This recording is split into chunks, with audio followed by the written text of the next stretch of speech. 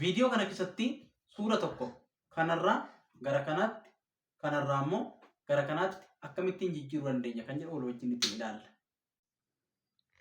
Jalqaba irratti Google Chroomes haa ta'u Microsoft Edge maal akka fayyadamtan sintu beeka. Fakkeenyaaf Microsoft Edge fayyadama. Google Chroomes yoo ta'e bifuma wal fakkaataadhaan Chat GPT jenneetu barreessinaa jechuudha.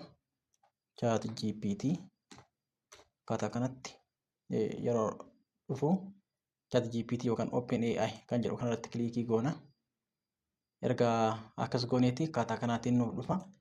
Start now jenna. Achii booda kunoo Chat GPT banameetu jira jechuudha. Erga akkas jenneeti wanti nuti jechuu qabnu jalqaba irratti mallattoo ida'uu kana tuqneetu add photos and files kan jedhu sana irratti kilikii goone suura keenya kan jalqaba isaa originaala irraati jijjiiruu barbaadnu sana bakka inni save itti goone dhaqnee fakkeenyaaf kan koo kanadha. Fidanna jechuudha as keessatti. Erga akkas gooneeti maal jenna barreeffama armaan gadii kana laannaaf jechuudha. Make this photo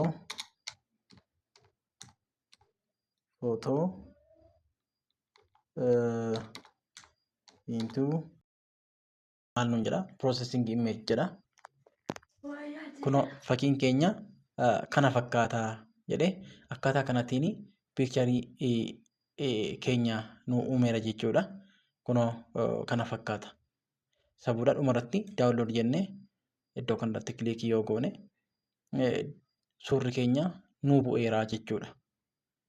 Kanaaf isaafis akkaataa kanaatiin hojjettanii iddoo barbaadan yookaan viidiyoo barbaadan irratti hojjechuu ni dandeessu.